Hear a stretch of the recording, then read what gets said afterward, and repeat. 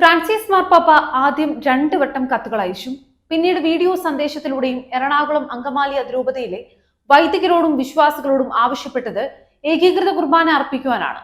അത് ചെയ്യാതെ ഇപ്പോൾ ചാനൽ ചർച്ചകളിൽ വന്നിരുന്ന് മാർപ്പാപ്പ ഉദ്ദേശിക്കാത്ത ഒരു കാര്യം അദ്ദേഹത്തിന്റെ പേരിൽ ആരോപിച്ച് സോപ്പിട്ട് പതപ്പിച്ച് വെള്ള പൂശി കൊടുക്കുന്നത് എന്തിനു വേണ്ടിയാണ്? ഒരു പ്രത്യേക വിഭാഗക്കാർ എപ്പോഴൊക്കെ പ്രതിസന്ധിയിലാകുന്നുണ്ടോ അപ്പോഴൊക്കെ എറണാകുളം അങ്കമാലി വിമുക്തർ ഉടൻ തന്നെ നൂലിൽ കെട്ടിയിറങ്ങിയ പാവകളെ പോലെ ചാനൽ ചർച്ചകളിൽ വന്നിരുന്ന് പക്ഷം പിടിക്കുന്നത് സ്ഥിരം കാഴ്ചയാണ്.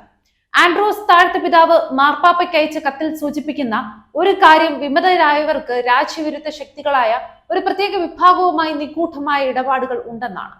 ലവ് ജിഹാദ് വിവാദത്തിലും കേരള സ്റ്റോറി വിവാദത്തിലുമൊക്കെ വിമതരായ വൈദികർ നടത്തിയ പ്രീണനം നമ്മൾ കണ്ടതുമാണ്. വഞ്ചി സ്ക്വയറിൽ നടന്ന കന്യാസ്ത്രീ സമരപ്പന്തലിൽ കുറെ ആളുകളെ ദൂരെ എവിടെ നിന്നൊക്കെയോ വണ്ടികളിൽ കൊണ്ടുവന്ന് ഇറക്കിയതും നമ്മൾ കണ്ടതാണ്. ഇതെല്ലാം പറയുന്നത് അവരുടെ ഇടയിലുള്ള അന്തർധാര ശക്തമാണ് എന്നാണ്.